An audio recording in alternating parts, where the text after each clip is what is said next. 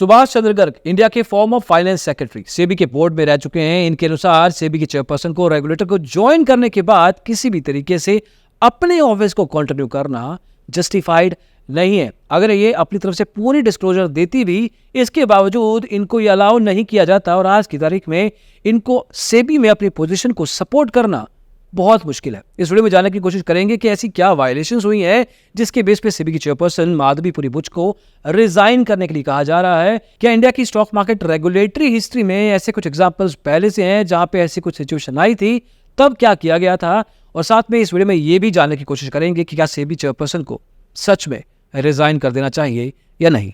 Let's get started.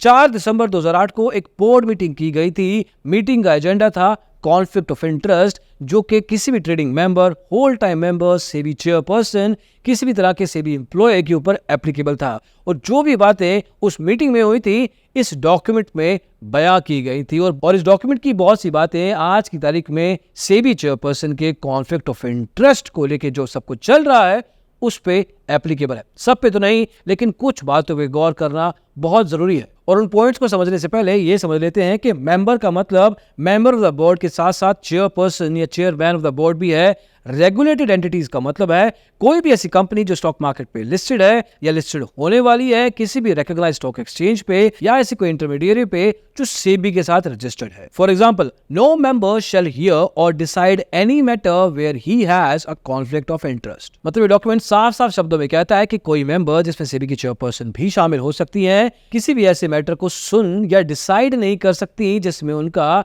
एक conflict of interest है। अब यहाँ पे कॉन्फ्लिक्ट ऑफ इंटरेस्ट क्या था? सेबी की चेयरपर्सन किसी समय पे उन्हीं फंड्स में इन्वेस्टेड रही थी जिन फंड्स का इन्वेस्टिगेशन सेबी को करना था as per Hindenburg Adani case, जहां पे सुप्रीम कोर्ट ने उनको इस केस को इन्वेस्टिगेट करने के लिए कहा था। अब इंटरेस्टिंग बात यह है कि सेबी की चेयरपर्सन माधवीपुरी बुच जी ने खुद ही उस एक्सपर्ट कमेटी को एड्रेस किया था, अपनी तरफ से फाइंडिंग्स बताई थी, पूरी की पूरी इन्वेस्टिगेशन उस पैनल को सामने से बताई थी, जिस पैनल में फॉर्मर सुप्रीम कोर्ट जज अभय मनोहर Sapre, farmer Bombay high court जज JP Deodhar, senior advocate Somashekar Sundaran, banking की दुनिया से ओपी भट्ट, केवी कामत और एंटरप्रेन्योर नंदन निरंकानी जी थे। ये पैनल सुप्रीम कोर्ट के द्वारा मार्च 2023 में बनाया गया था और सेबी की चेयरपर्सन को उस पैनल को एड्रेस करना था कि उनकी अदानी केस में किस तरीके से इन्वेस्टिगेशन चल रही है। लेकिन इस डॉक्यूमेंट के अनुसार सेबी की चेयरपर्सन अपनी तरफ से अगर डिस्क्लोजर दे भी देती हैं कि ये उस फंड में इन्वेस्टेड रही हैं, उसके बावजूद वो इस मैटर का हिस्सा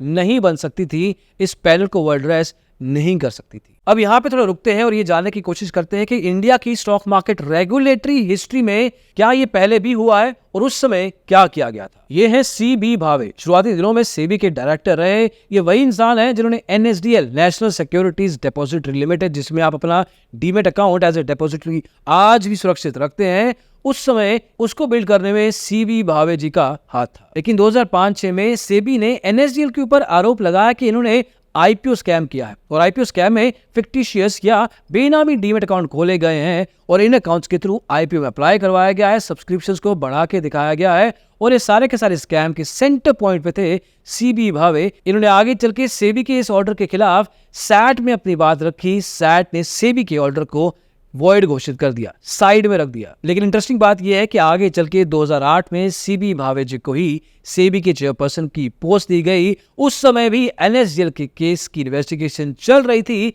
सीबी भावे जी को रिंग फेंस कर दिया गया, मतलब साइड लाइन कर दिया गया।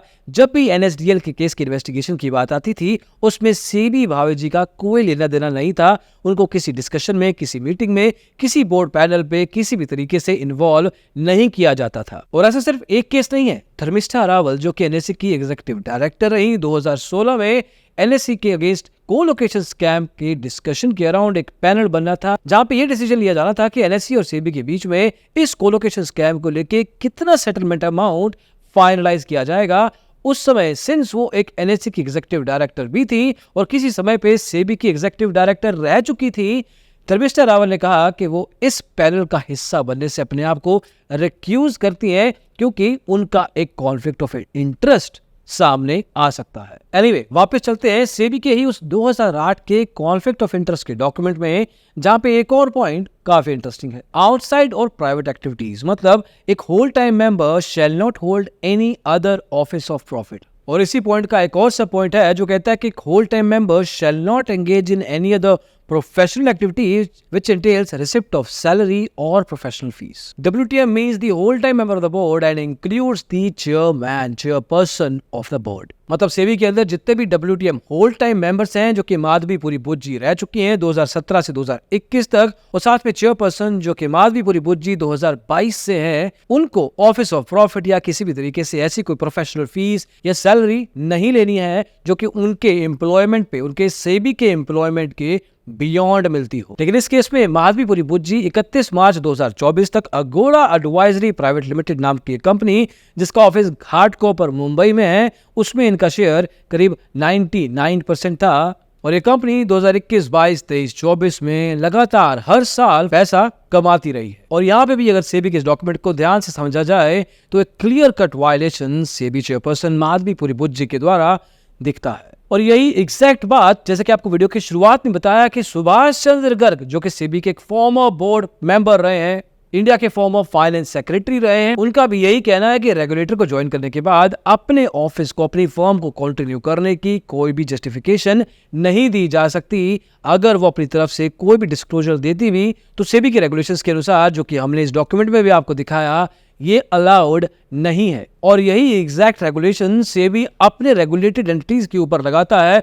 For example trust and securities नाम के एक ब्रोकर के ऊपर आरए रेगुलेशंस में पॉइंट नंबर 15(1) सब पॉइंट 1 के अंदर कहा गया कॉन्फ्लिक्ट ऑफ इंटरेस्ट की वायलेशन, और इसी कॉन्फ्लिक्ट ऑफ इंटरेस्ट के वायलेशन के चलते इस ब्रोकर के ऊपर 3 लाख रुपए की पेनल्टी लगाई गई। और इसके अलावा इसी केस के साथ जुड़ी हुई पलक गुप्ता के ऊपर 1 लाख रुपए और सिद्धार्थ चटर्जी के ऊपर भी 1 लाख रुपए की पेनल्टी लगाई गई। सही किया गया था, ये करना चाहिए था। जब भी रेगुलेशंस की वायलेशन होती है, पेनल्टी या सेबी की तरफ से स्ट्रिक्ट एक्शंस लेने चाहिए। और ऐसा नहीं कि सिर्फ स्टॉक ब्रोकर के ऊपर, लिस्टेड कंपनीज के ऊपर भी कॉन्फ्लिक्ट ऑफ इंटरेस्ट के इल्जाम लगाए गए हैं, और इसके अलावा पेनलाइज भी किया गया है। जैसे कि विजय माल्या के केस में जब वो एमपी हुआ करते थे तो वो ऐसी बहुत सी कमेटीज में बैठते थे जो कि सिविल एविएशन के साथ जुड़ी हुई होती थी, और साथ में उनका कॉन्फ्लिक्ट ऑफ इंटरेस्ट ये था कि वो खुद किंगफिशर एयरलाइंस को चलाते थे। मतलब he owned that airline at that point in time while also looking at civil aviation based meetings that would decide कि एविएशन स्पेस में सरकार को क्या करना चाहिए। उसके अलावा चंदा कोचर जो कि आईसीआईसीआई बैंक की मैनेजिंग डायरेक्टर सीईओ रही थी, उनके ऊपर भी एलिगेशन लगाई थी कि कॉन्फ्लिक्ट ऑफ इंटरेस्ट के चलते उन्होंने आईसीआईसीआई बैंक के थ्रू वीडियोकॉन को करीब 3250 करोड़ रुपए का लोन दिया, और इसी वीडियोकॉन ने आगे चल के चंदा कोचर के हस्बैंड दीपक कोचर की एक सोलर कंपनी में 64 करोड़ रुपए लगाए। यहाँ पे चंदा कोचर का कॉन्फ्लिक्ट ऑफ इंटरेस्ट ये था कि आईसीआईसीआई बैंक को चलाते समय वो अपने पर्सनल मॉनेटरी बेनिफिट्स की तरफ भी देख रही थी। ऐसे ढेरों एग्जांपल इंडिया की स्टॉक मार्केट रेगुलेटरी हिस्ट्री में आपको मिल जाएंगे जहां पे सेबी ने स्ट्रिक्ट एक्शंस लिए हैं, पेनल्टीज लगाई हैं। और ऐसा नहीं कि सेबी ने कॉन्फ्लिक्ट ऑफ इंटरेस्ट को लेके पिछले कुछ सालों से कुछ काम नहीं किया, इनफैक्ट बहुत काम किया है, बहुत डॉक्यूमेंटेशन की है। Stock broker, stock exchanges, clearing corporations, depositories, associated personals, जो भी स्टॉक मार्केट में एक रेगुलेटेड एंटिटी है, उसको डॉक्यूमेंटेशन में लिख के दिया है कि कॉन्फ्लिक्ट ऑफ इंटरेस्ट के मामले में आपको बहुत ध्यान रखना है। मतलब सभी के सभी रेगुलेटेड एंटिटीज को कॉन्फ्लिक्ट ऑफ इंटरेस्ट की गाइडलाइंस को समझना है और आगे चल के अपने एम्प्लॉइज को, अपने पार्टनर्स को, एपीज को इसके बारे में, इसके कंप्लायंसेस के बारे में एजुकेट करना है।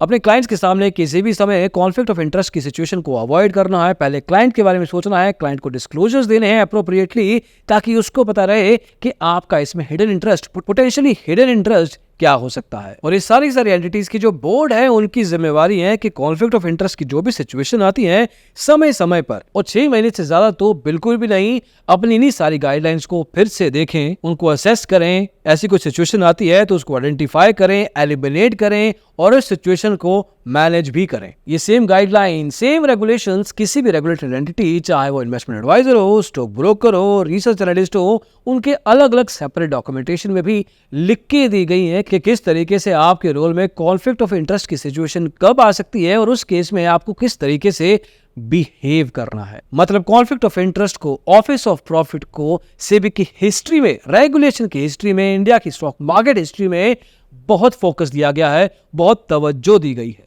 लेकिन समझने या सोचने वाली बात यह है कि यही फोकस, यही तवज्जो स्टॉक मार्केट रेगुलेटर के ऊपर जब खुद पे आता है तो क्या ये डिस्ट्रैक्ट हो जाते हैं? क्या ये साइड लाइन कर दिए जाते हैं? क्या इन रेगुलेशंस का कोई खास वैल्यू नहीं रह जाता? क्या एक स्टॉक ब्रोकर के आईए या आरए को इंडिविजुअली पेनलाइज करने के लिए जो अलग से कमेटी बनती है, वैसी एक कमेटी, वैसे उस तरह से इन्वेस्टिगेशन, वैसी तरह की बातें जब सेबी के ऊपर खुद अप्लाई की जाए तो ये सब कुछ भुला दिया जाता है। आज की तारीख में सेबी की चेयरपर्सन महादीपुरी बुज्जी के ऊपर एक कंट्रोवर्सी चल रही है in terms of her conflict of interest, कहाँ पे उन्होंने इन्वेस्टमेंट्स किए हैं, उन इन्वेस्टमेंट्स की क्या इन्वेस्टिगेशन के समय डिस्क्लोजर अप्रोप्रिएटली दिए गए, क्या ऑफिस ऑफ प्रॉफिट मतलब सेबी की चेयरपर्सन या होल टाइम मेंबर होते हुए भी अपना खुद का एक बिजनेस या अपनी खुद की एडवाइजरी कंपनी चलाते हुए जिसमें 99% शेयर होल्डिंग उनका था, कंपनी पैसा कमा रही थी, वहां पे कॉन्फ्लिक्ट ऑफ इंटरेस्ट की बात अभी क्यों नहीं हो रही? और ये पॉइंट ऑफिस ऑफ प्रॉफिट के अंदर भी आता है जो अगेन उसी रेगुलेटरी डॉक्यूमेंट की एक